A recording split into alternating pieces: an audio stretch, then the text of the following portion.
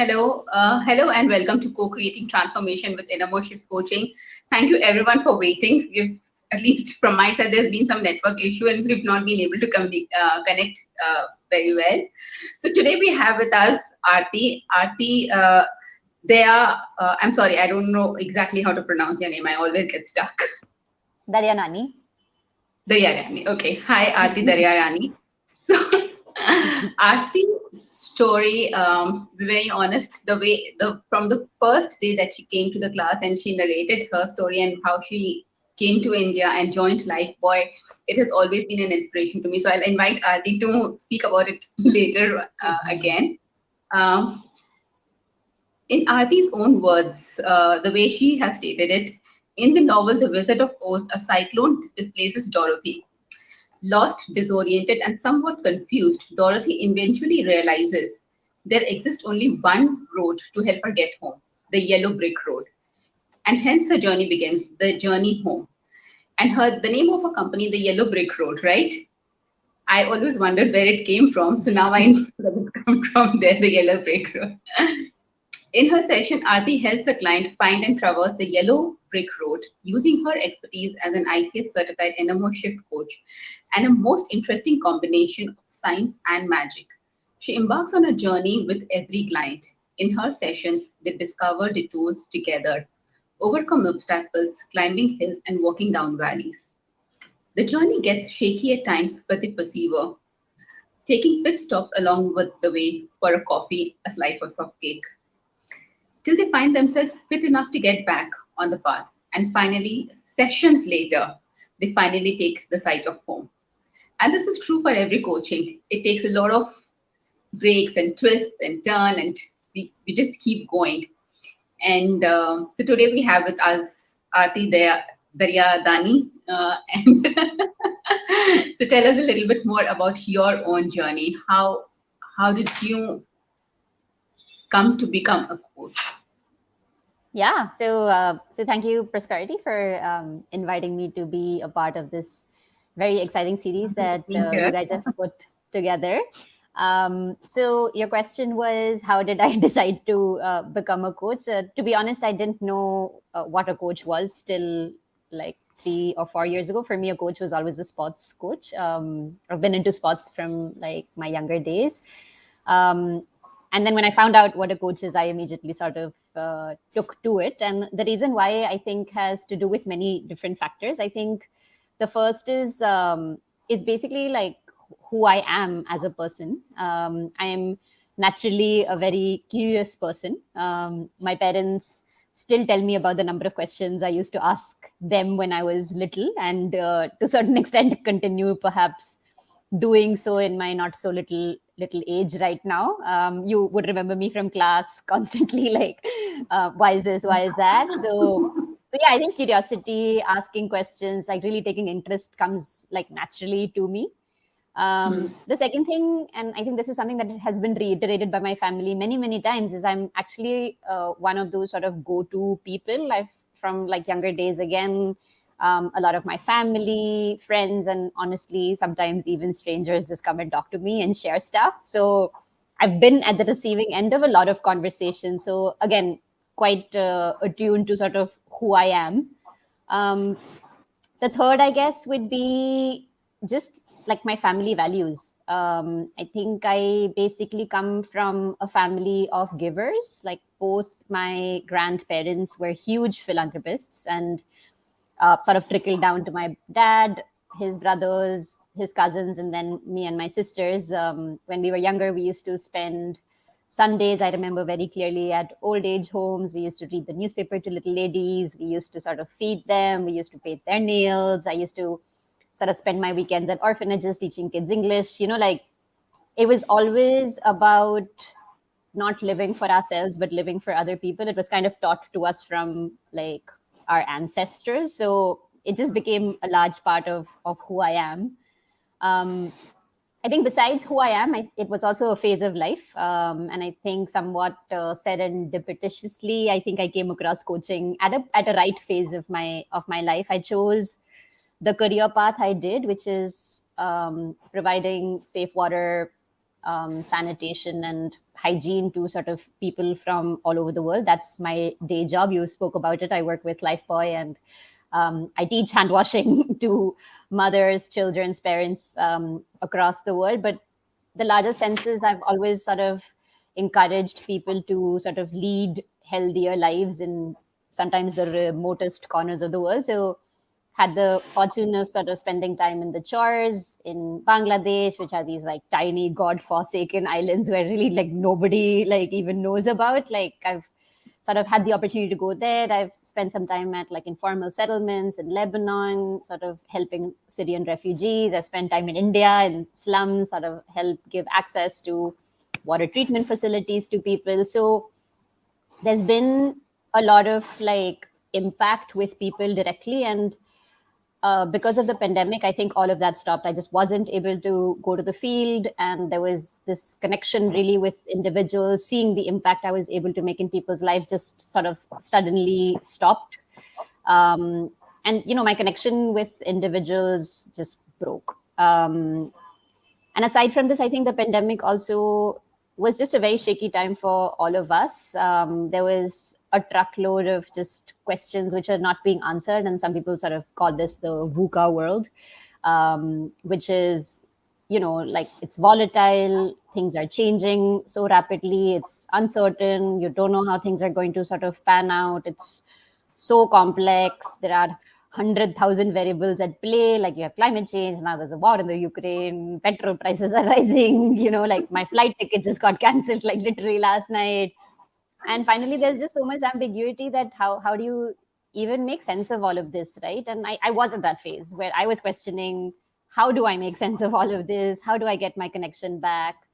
And the answer was surprisingly like, becoming a coach, right? That's an easy way for me to connect back with people. And when you have these answers, I think, and you and sort of at Alpha Stars, you guys taught us this as well, like what makes us different to a therapist, a psychologist. And I think that big difference is what drew me the most to this particular discipline, is that as a coach, you're not necessarily an advisor. You're not the captain of a ship. You are basically a catalyst. You are the person that partners, that encourages, that empowers, that enables. You help people move in the direction that they want. And I think that's the crux, right? It's the direction that they want, not the direction that you want for them. And yeah, I think that combination of who I am, the phase of life that I was at, triggered at some level by the pandemic, and finally just a conversation with a friend about what coaching really is what really spoke to me. And I was like, okay, this is maybe what I need in my life right now. That is the journey.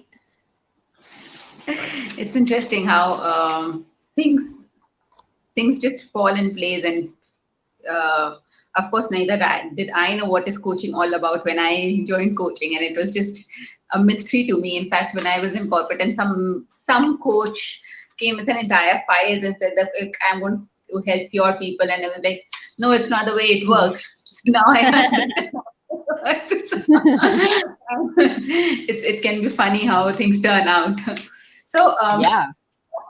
tell us a little bit about the journey before that. As I said, I'm like really interested in that as well. So let everyone know, how did you come into this business of hygiene? Like why?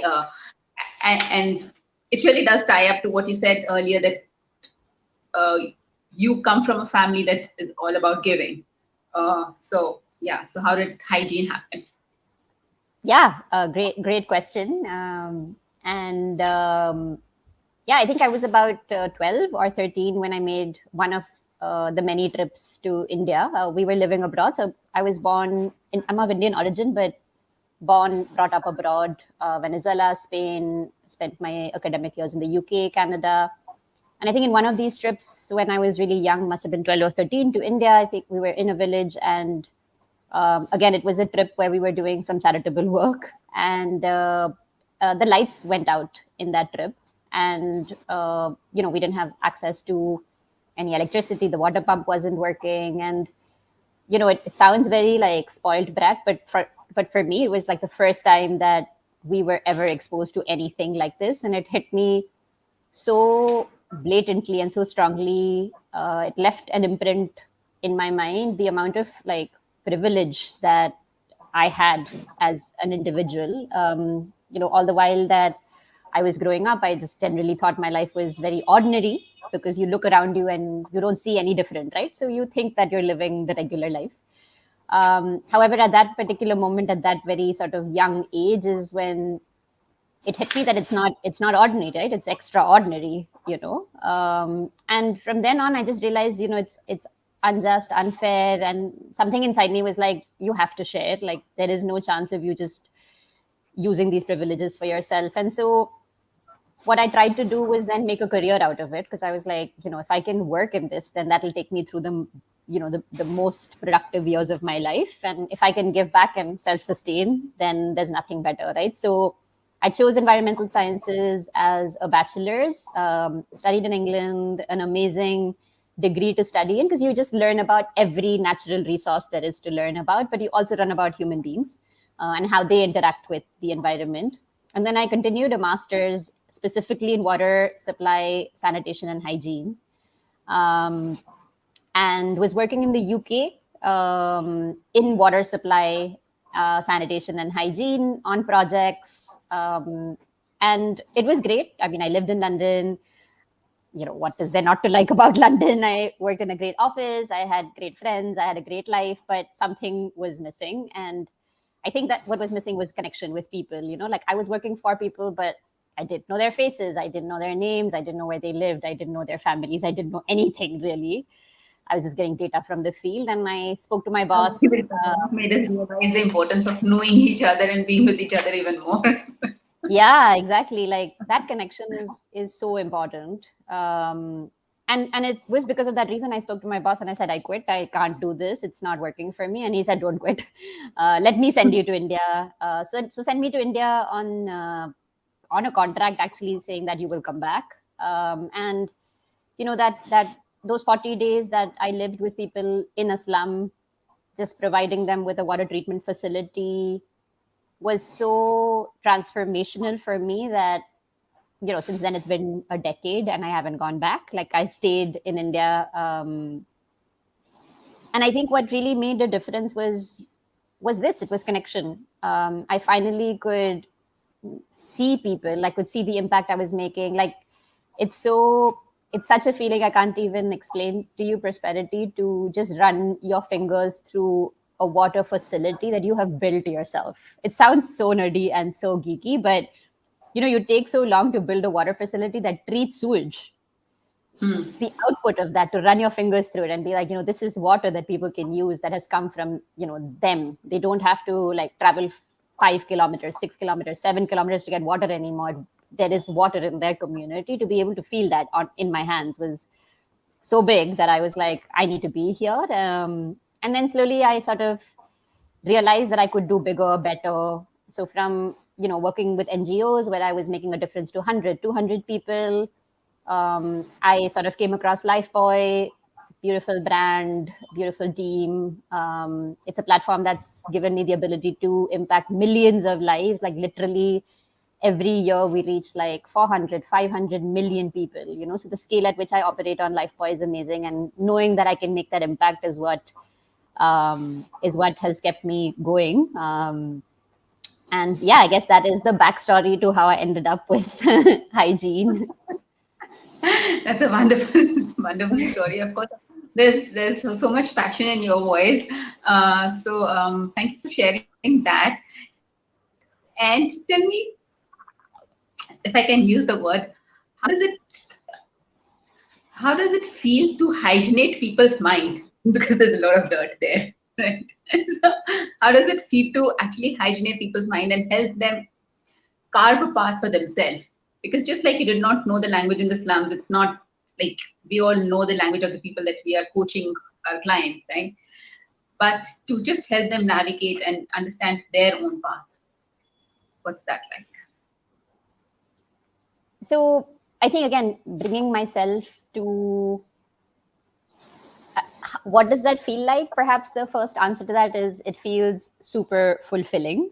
And I think if I were to just explain like why or what has enabled that fulfillment, I think it's first it's the cost, right? I think Alpha Stars, yourself, Prosperity, Sat, Siri, what amazing people to introduce me to this world of coaching that I had no idea about. I think what I took away from the course was, three really big things. The first is tremendous respect for the profession. In my first few days coming to class, it was clear to me that this was no sidekick lectures where you just go and chill, have coffee, meet friends. There is a responsibility that you hold as a coach. Someone trusts you, with their most deepest thoughts, their emotions, their feelings, and you have to respect that space. And that came from, you and the team. The second is discipline. The way the class was structured, we were to get there before time. The break time was like super military. Even my posture, I remember Sat like correcting my posture in class. He was just like, sit straight. You can't sit like slumped. So the discipline is basically what I took away. And the third is the people. The fact that 3 years now later, you and I are able to sit and have a chat. It doesn't honestly feel like so much time has gone since I was with you in a classroom. Is amazing. And also the network of people that I studied with, we're still in touch. There's a very vibrant WhatsApp group and very vibrant community. So I think this is part of the fulfillment. So one is sort of the structure that you guys provided as Alpha Stars. I think the second is the coaching itself. What has become fulfilling for me is in the journey, perhaps it started off being about tools, about rules, about frameworks. I think what I've slowly sort of transitioned to is not be guided by these structures anymore. I'm guided by what the people I'm sitting across the table or the screen, what they need, what is their context, what is going to be most useful to them at this moment. So that entire journey has seen a level of fulfillment inside me where I've been able to break free from the The frame. boundaries. Yes. And someone spoke about it as dancing in the moment. I don't dance. In fact, I don't even enjoy it, but kind of feels maybe like what it would be to dance with someone, to just sort of coexist and flow with them, see where they want to go, and sort of partner with them on that journey. Um, and Uh, sorry, just before, I think the other thing on this one that I definitely want to say is the people I work with. I think is what makes this so fulfilling, and I'll tell you why, which I think is maybe a bit of a controversy at some level, because I think when you get into coaching, you're asked to define a niche, right? A space. And so that got me thinking, and I said, am I a life coach? Am I an exec? Like, I work in the corporate sector, so am I a leadership coach? Am I a relationship coach? Like, what am I? And I realized over time that it's not about what I coach that matters as much to me as who I coach. And there I believe I've basically defined my niche, and it's I want to coach, and I am doing it, people who are just willing to do the hard work that's needed to become better versions of themselves, like people who will show up to my sessions on time, people who will do the work, people who are okay to be vulnerable, to be comfortable with not knowing what they don't know, people comfortable enough to trust the process, to persevere, like you said. And I think that's the sort of cohort that I'm really really happy to work with. I want to share an example of this girl I'm coaching. She's super young, like one of the youngest girls I'm coaching, and I've been coaching her now for 3 years. She is a powerhouse, a go-getter, constantly there working on herself. And one of the products of our sessions has actually been a blueprint. It's been her own manifesto, which she actually shared with me a couple of days back. Elements that sort of help her be who she should be. So yeah, I think super fulfilling because of these things, the coaching, the clients, and the course itself, I think. Okay. Okay. Uh, so while you were sharing all the elements of who your ideal client is, I think one thing that came very strongly to my mind was that these are all the coachability parameters. Then we are often asked, so how do we define that the client is coachable? A coachable client is, you've just defined that these are all the things that I look for in a client. It's absolutely bang on. Right? So tell me, like, what is your approach to coaching? I understand you use brain base, brain plus magic, something. So what exactly do you do in your coaching sessions? Yeah, I think the way I like to think about it, it's a combination of science and magic. And these, when I talk about them, even in my head, they're somewhat opposing words.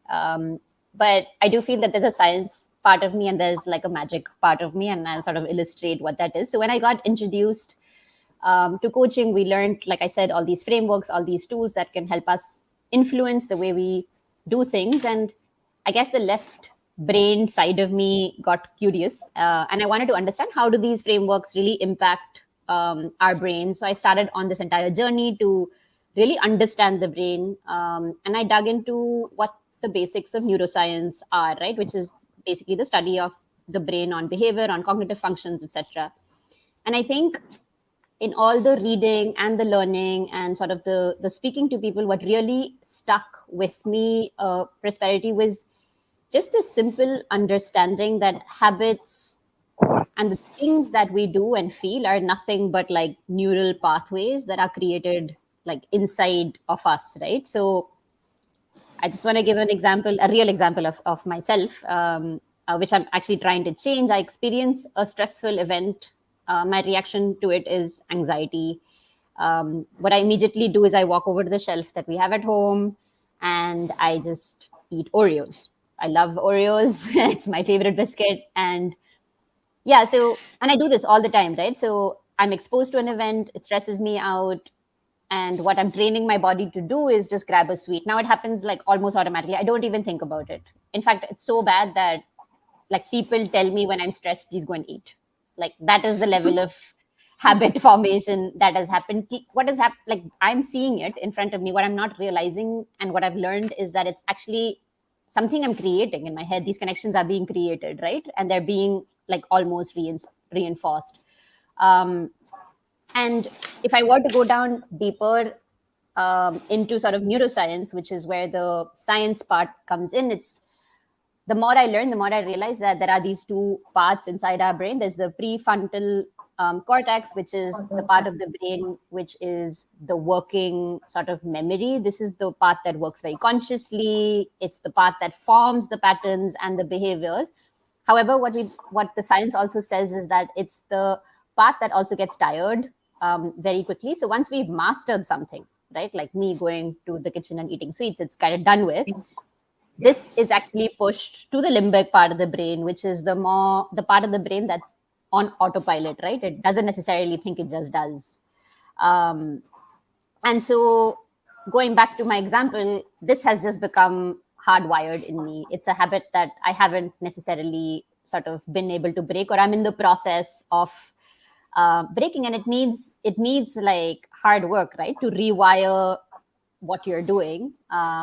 And I think that's where coaching really comes in, and that's where I use the sort of science part of it, and I've broken it down into three. I sort of help in my sessions people realize what it is that they're doing.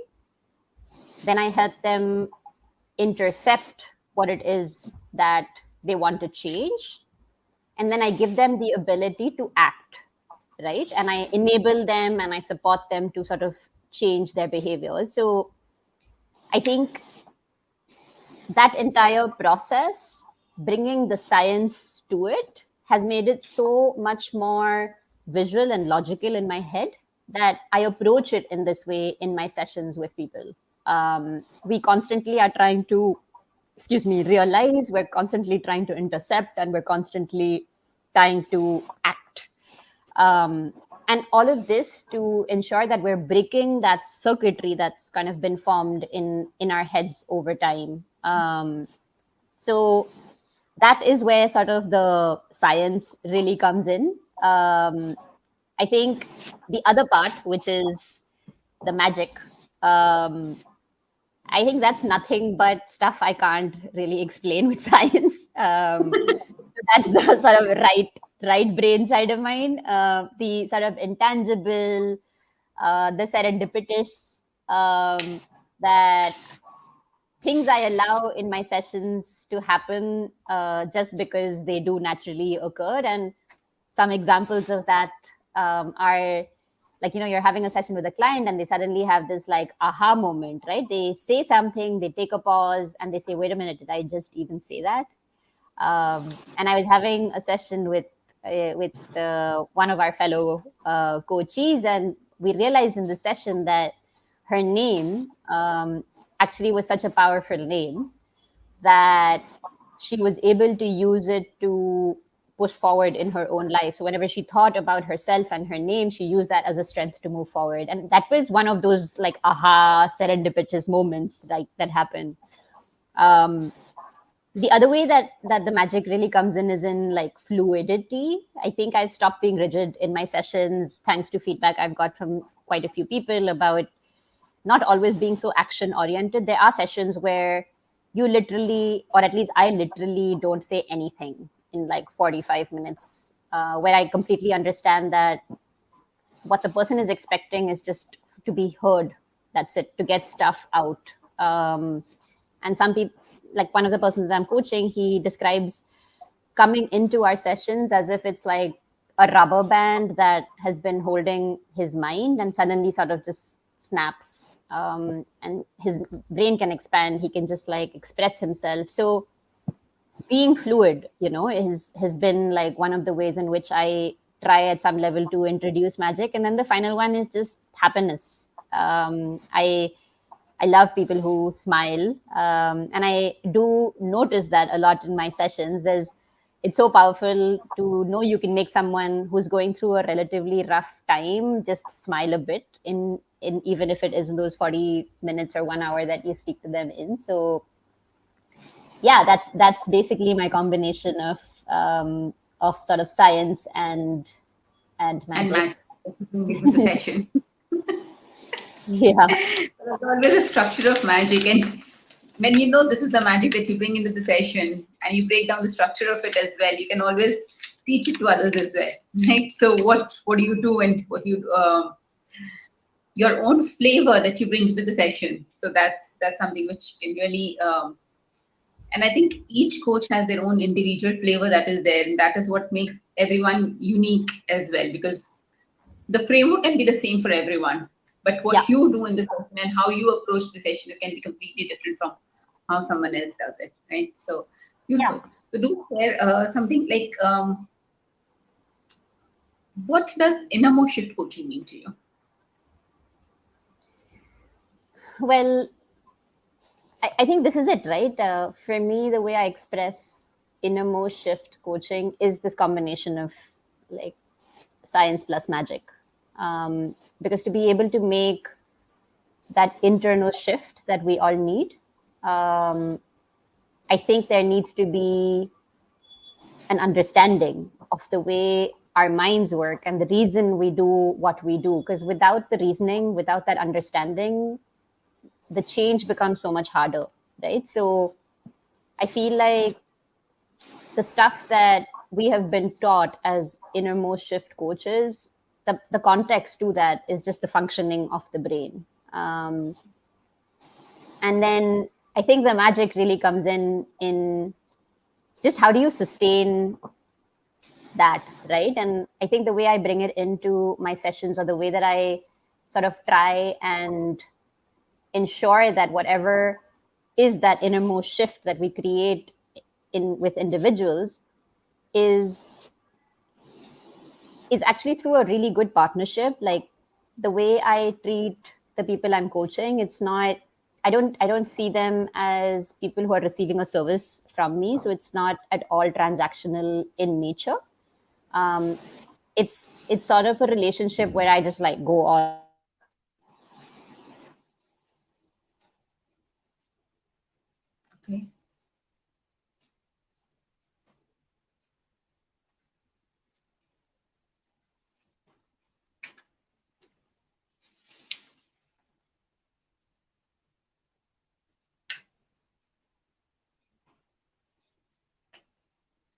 Okay, so we'll just wait for Arti to come back.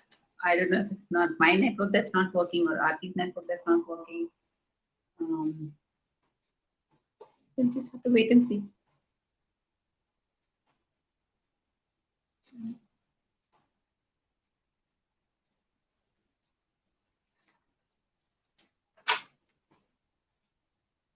So in the meanwhile, of course, at the end of the session, I'll be sharing Arti's credentials as well for you or anyone who wants to get in touch with Arti to for a coaching session or for a training or just to understand more about what she does. I'll be sharing her contact details in the comments, so you can get in touch with her as well. And of course, let us have her back as well. Hello. Hello. Hi. Are you back? Hi. Yes. Yeah. Sorry. Okay. Yeah, no problem. Network issues. So Yeah. No, it's you all raining. be involved. It's raining really heavily in Bombay, so maybe that's the reason why. Yeah. So you were saying something about inner shift coaching, what it means to you, and how it creates a Yeah. neural pathway. So yeah, I think in a nutshell, I think it's this sort of combination that I spoke about between the science and sort of the magic. And I was speaking a little bit about what makes it long lasting is perhaps the relationship that I sort of forge with the people I'm coaching, and that, like I said, I don't necessarily see it as a service or as a transaction in any which way. Like, I'm fully That invested in their progress, and we have bi-weekly sessions, but I touch base with them even prior to our sessions. I check in, I know about their families, I know about their lives, even beyond what we discuss. So I think for me, and it's somewhat demonstrated in the bond that I have with you as well, right? The fact that we're not like, I don't see you anymore, I don't come to class, like class was 3 years ago, but the fact that I'm still in touch with you is part of how I feel the innermost coaching also works for me, the relationship that I have. okay. And what was your best takeaway in the class? Like, this is something that you really liked, or you really swear by. This is something. That's a tough question to answer. But I think if I were to, it's the people for sure. I think it's the people in two sort of aspects. One is the instructors, which I think gave us a very solid base to work on and develop, our own approach to coaching.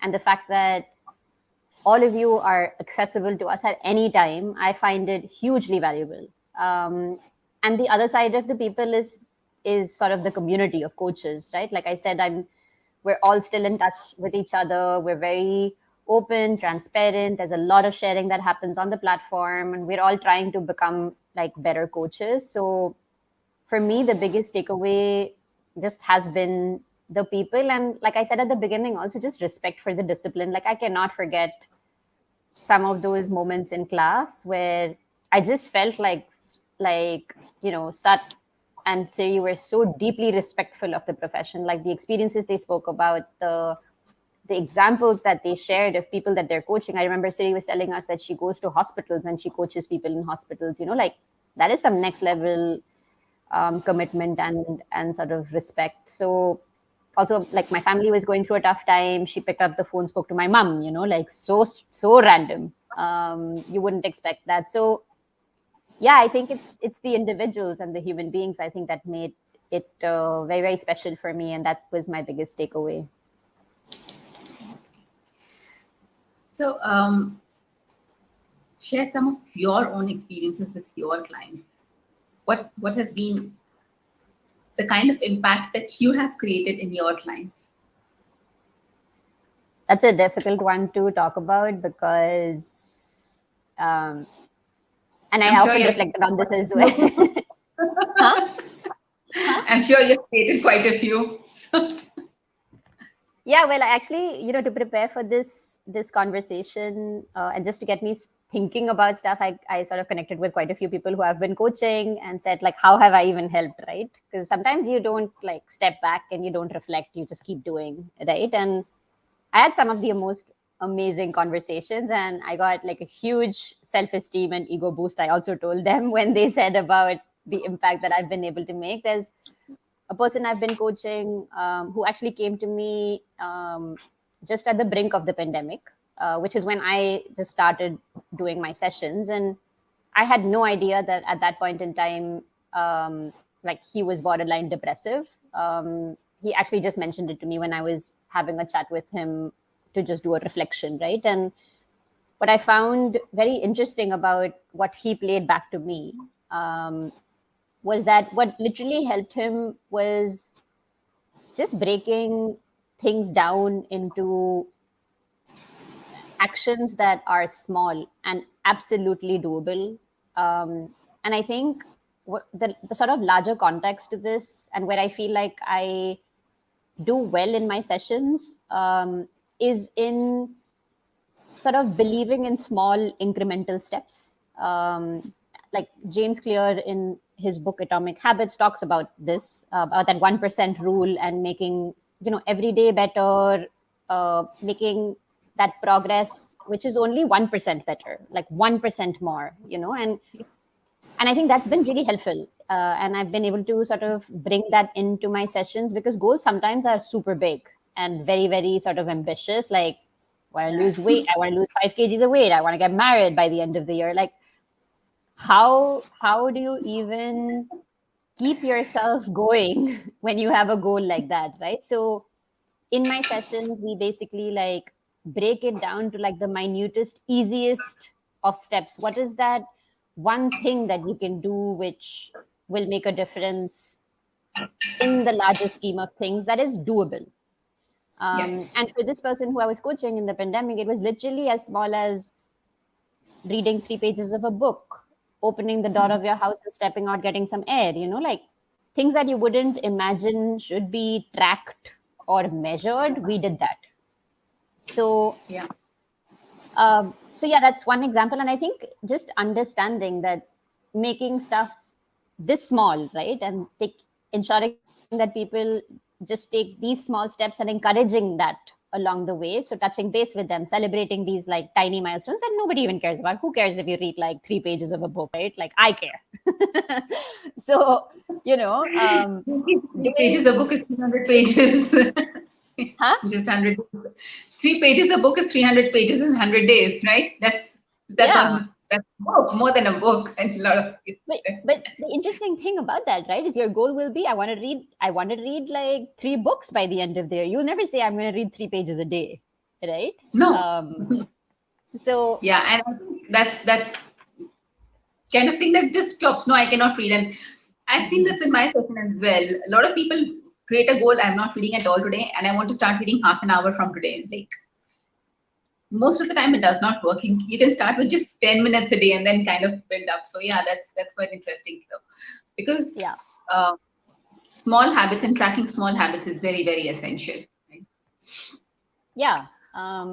So that's been an interesting example of transformation. I think the other conversation I had just brought to light how like I approach sessions by pushing people to just think about different perspectives. So there's this one person I was coaching who was looking to like change jobs, and for that, or was unhappy doing what they were doing basically. I think the changing jobs wasn't really part of the scheme of things, was just unhappy. And I think there was somewhere deep down inside, there was some level of trust that the system will take care of things for this person.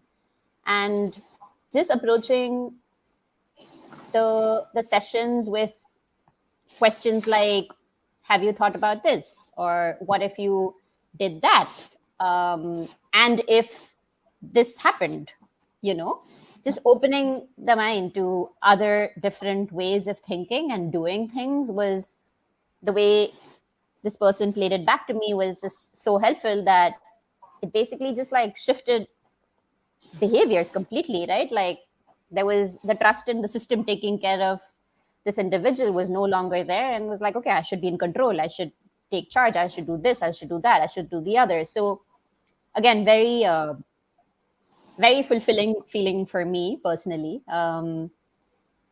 And then the last, I think, is I spoke about this person I've been coaching, really young, very motivated person. I think the changes that we've been able to make have been quite significant, because her life has obviously involved many different things, and including relocating to different countries, different cities, etc. So I think just the joy of being able to enable all of this to happen, and all it takes, which is also hard work. I'm not discrediting the amount of work it takes to prepare for these sessions, but if what it takes is a conversation, if through a conversation you can have such a big impact in someone's life, that for me is incredible. Like, the thought itself moves me, like the power of a conversation. Conversations always hold power. It's been said for, I can say, centuries now, that if you can talk something out, you can resolve almost everything. And I think, having learned this art of conversation, which honestly, at least I still bring in the coaching conversations, and I find it difficult in bringing in every area of my life. But if we can use this art of conversation, life will be Yeah. much better. Right? Yeah, I think So, what I like about it also is the fact that we live in, I think, in today's time, it seems like we're all taught to think in a specific way, in a specific direction, and if you deviate from that, then you're an outlier, you get cancelled or you get ostracized.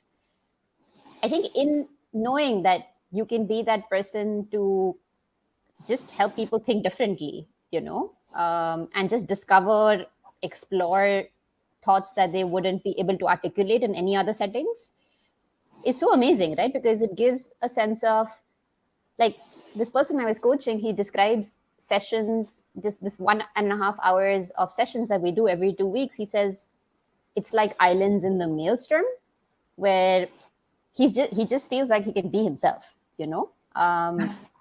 That's so valuable, I think. Like, and just through the power of a conversation, to your point before, right? yeah, it's amazing what we can do, right? So, like I was sharing earlier with everyone who's watching, or anyone who's going to be watching later, you can contact Arti. Her website is the Yellow Brick Road. Am I No, right? actually, I don't have a website. You don't have one? This Okay. is, So how can yeah, anyone contact? You've the already yellow, heard all the amazing breakthroughs she's helping her clients make. So, yeah. So how can you contact? yeah. So the Yellow Brick Road is a concept at this moment. I wanna build it, and I think I will at some point in my life. But with a full-time job, it's really hard.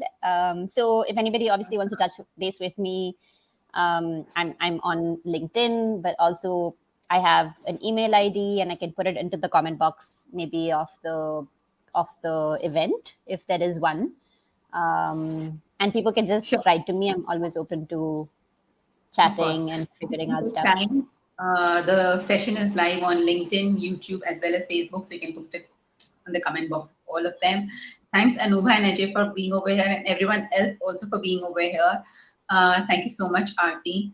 Any parting comments that you would want to share with everyone? So first, thank you, Prosperity. This is the first time I'm actually like talking about what I do publicly. Like, people know I've done this, but it's always sort of like a one-on-one. So it's given me the opportunity to reflect back on a lot of the work I do, and also just be a little bit prouder of sort of what I'm doing for people. So thank you for this opportunity, for sure. I think parting thoughts, I genuinely feel, and this is not me promoting my service because it's not me, but I just genuinely feel like everyone can benefit from having a coach. And I think the reason why, and I realize this even for myself, right? Like, we evaluate ourselves all the time, And if we're at work, we get evaluated by someone else, right? But outside of work, we don't get evaluated by anybody, like properly, objectively evaluated. So I think that if we are just constantly evaluating ourselves, it's just hard to sort of become better. We don't see our shortcomings, we don't realize our strengths. Having a coach, I think, is literally, and I think I learned this in class as well, it's having a mirror, but a mirror in a way that is disconnected from you, right? It's not you necessarily in that, it's a vision of you where you can see yourself slightly more objectively, right? And that is the service that a coach provides. And a great coach, I think, helps you not only see that, but actually enable you to get to where you want to be, once you're able to see that. And so my parting comment is, please get coaches, everyone. In fact, my dream would be for kids as young as, like, 5-6 years of age to start, getting a coach. Kids are naturally curious, they naturally want to learn, they grasp things so well, and they have zero judgment, they have zero bias. So it would be such an unfiltered conversation. And this is one of the experiments I want to run for the Yellow Brick Road when I decide to sort of make this a little bit more formal. But is actually just working with like really young kids and seeing where it takes me. So It'll be yeah, interesting parting comment to be able is, to work with teachers and train them to be the coaches in their kids' life, or the parents to be the coaches in their kids' life, because it can really change their life. It can create a paradigm absolutely, shift. absolutely. Great. Great. Thank you, Arti. Thank you for being here and sharing everything. So I see Ankur has already put in your email ID and some. Thanks so much. It's a great cheerleader. Thank you. Bye bye. Thank you, Prosperity. Bye bye.